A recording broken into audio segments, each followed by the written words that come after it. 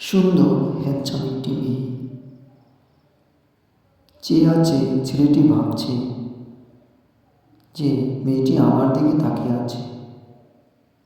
তো মেয়েটির চোখ ছেলেটির চোখে যখন পড়ল, মেয়েটি ভাবছে ছেলেটি মনে হয় আমার দিকে তাকিয়ে আছে।